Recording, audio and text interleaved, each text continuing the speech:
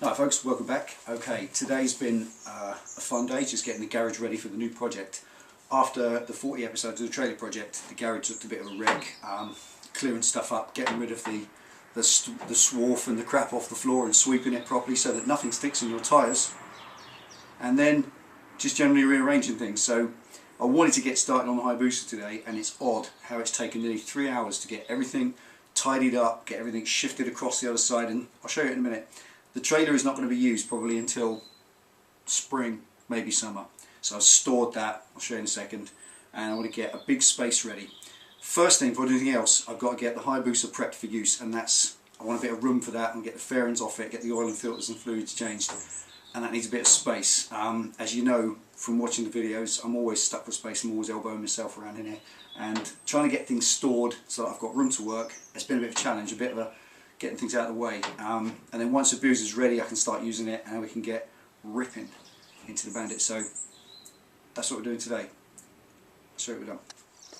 Right, the Bandit O'Doom is going to just reside there, just kind of coming outside. Pretty easiest way to show you it. Trailer's now up against the side stored, and I've managed to kind of use it as a bit of a storage thing, get some stuff there out of the way, all the metals down the back of it. You know, it's like the old jacks down the side stacked out of the way, bits and pieces I don't need just out of the way, giving me this. And what I've got there is a nice big workspace, and that's what I needed. Get the Hayabusa in so I can actually prep it, and the important thing is obviously getting it warmed up, because it is now, this is like polar bear garaging. That's 4 degrees or 39 Fahrenheit ish, so it's not very warm in here. Not cold, but it's not very warm. 4 degrees. I want to get it warmed up. So the Starship Enterprise has got to come in, get on this space, and then I'm going to start. I just want to do something tonight, just something, anything. Get started, get a spanner on that somehow and make a start. And now I've got a bit of room, there we can go. Let's get her in. Right. Okay. Nice big gap on the floor.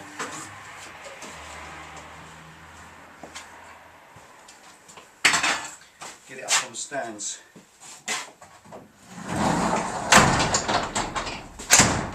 And it will shut the door, get it warmed up. Just a little bit. Right, never a fun job putting a bike up on paddock stands without a grab rail. Do like a grab rail. I will be fitting it, because I'm not sure about this hump. It looks a bit like a big nose. Take that off, I think. Just have the seat on. Okay, safely in place.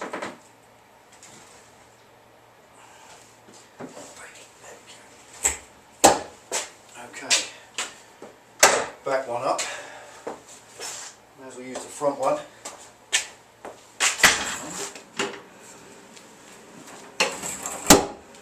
Okay, there she is, up and solid. That's solid.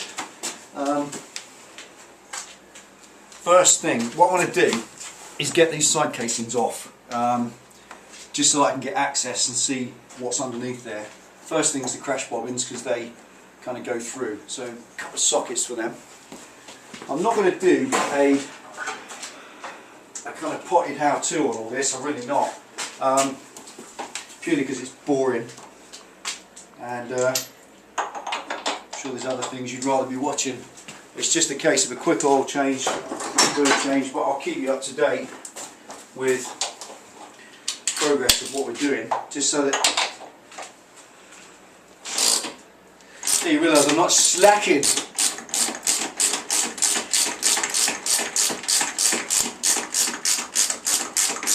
Now, I've never fitted a pair of these crash buns, but it ain't hard. And I'm sure they only bolt into, I'm pretty sure they bolt into an engine mount or something, which concerns me. Bit of an odd groove thing on this.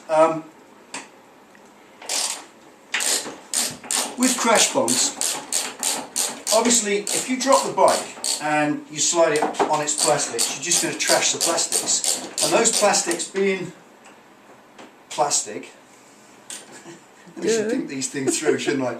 Obviously being soft, they're going to just crush and get destroyed.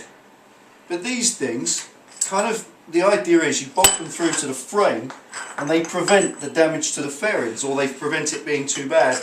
And also at the same time, the all-important engine casings down, which house the ends of the crank, which is very important. But the fairings themselves really aren't what these are all about. You think they are, but they're not. Their actual job, come down here, Pat.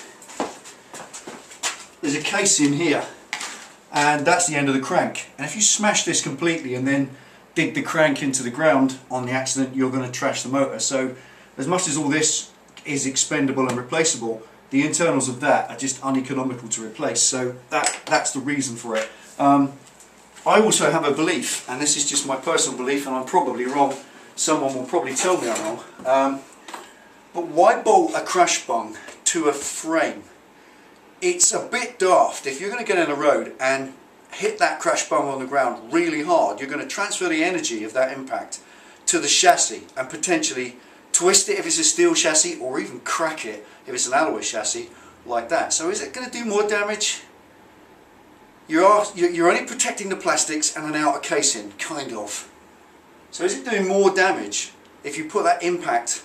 You're guarding the plastics, but underneath you've cracked the frame. Don't know, maybe I'm wrong. Right, Alan's keys. Got these keys I borrowed off Alan, and I'm going to get this casing off. Now, really not going to make this a how-to, because it's just not important. You just take it off. Use your common sense. Use the biggest tool that will go in the hull, so the actress to the fisherman, and get cracking. When you're undoing them, all of these fasteners, get the tool right in. These are little button heads. Come in close. These little button heads are quite shallow, and there's not a lot of space. When you put the tool in there, if you see that shiny section on the tool, can you see it? Mm-hmm. That's all that goes in. It's about 4 mil, so there isn't a lot of purchase on that. So get it right in as far as it will go, and then when you start to put the pressure on it, just take it steady, feel for it. If it gets harder and harder and harder and it's not moving, don't just keep leaning on it, because you'll strip it. These little things really haven't got a lot of strength. They are stainless and they should not be tight, but you just never know what some previous person has done. And what I'm going to do first is just go around them all and crack them, break them off. That's it. So all of them are off, and we know that they're free and ready to move. And there's loads of them. They're everywhere. When you're sure you've got them all, sorry. What's the matter? Just chits over your oil.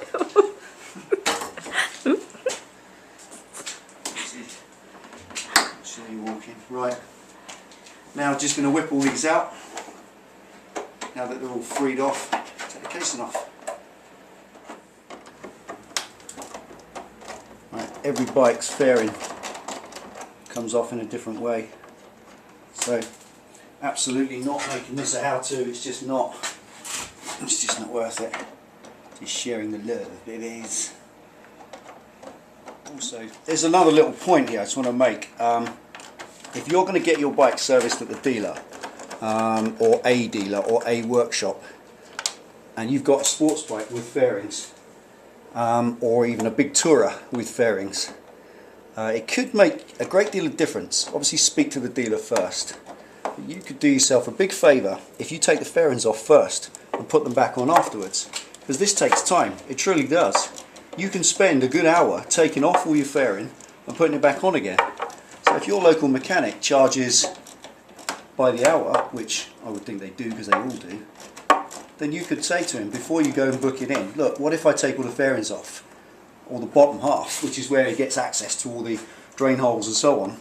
Leave the top half on because you need that for your lights and so on, but if you just take these fairing lowers off and then produce the bike for service and then pick it up. So if you're not confident doing your own service, you can still help yourself save some money by taking the plastics off first. You might even find your dealer says, no, leave it on, mate, I'd rather do it, because he wants to charge for the service.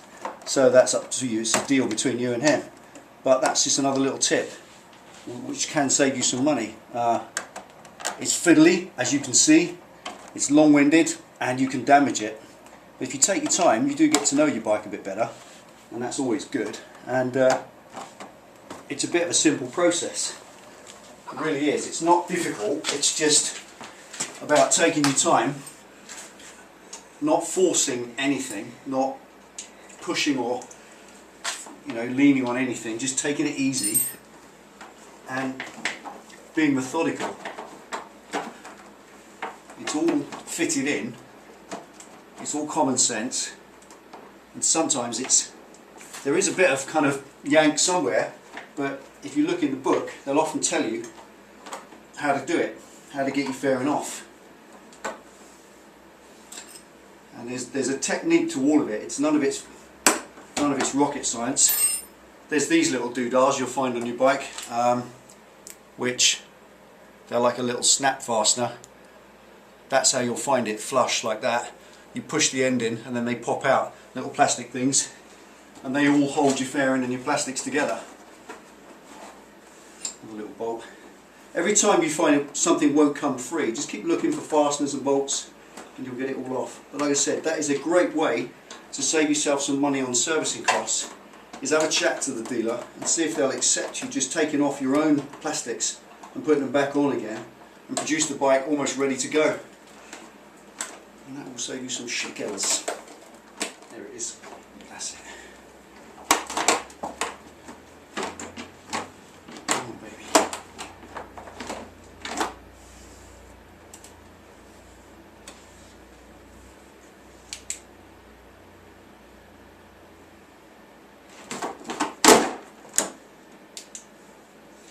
There it is. It's holding on down the front somewhere.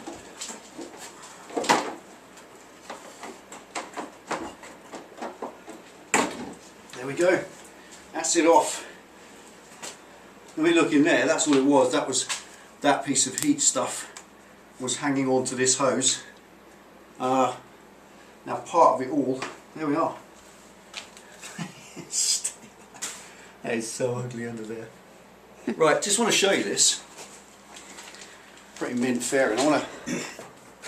This is what I'm going to deal with. One of the things. This stuff here is not standard. As is obvious from the glue that's all dripping off it, it is an aftermarket accessory. I'm not going to criticise it. I know why people do it. I guess they want to keep, it's a sort of a sporty look to have this sort of steel mesh. The bike that certainly doesn't require it, and I think this is the stuff that caused me to overheat. At Brightona we were in a queue waiting to get in, and I've seen plenty of Hayabusas and the pictures of it in the book. They don't have this, so it's clearly an aftermarket accessory. As you can see by whoever's fitted this, has just decided to pour the glue, probably all of the glue, in the whole world on there, and that's just a nasty, nasty job. That's a terrible job. Look at the state of it. I don't know, it's the way it goes, isn't it? This is it as well, you can see all this. We do things pretty. It ain't pretty, is it? But here we go, it's one of those things. The last guy that owned the bike didn't do this.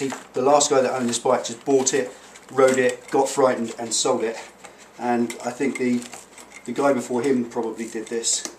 And it's just not a brilliant idea. I don't know, we were sitting in about 25-30 degree heat. It was quite a hot day, and if you look at the Brightona video, that's the day it happened. It was pretty hot, and sitting in amongst the queue, when you go into, if you ever go into a bike rally, a busy rally like the Bulldog, whatever, you're sitting in a queue with the engine ticking over, just inching forward for up to an hour or more, and it just got hotter and hotter, and eventually it just boiled and spat out a load of coolant. So that's better. They're not meant to have that. It's not a viable part. It's not a factory part, and I don't think it needs it.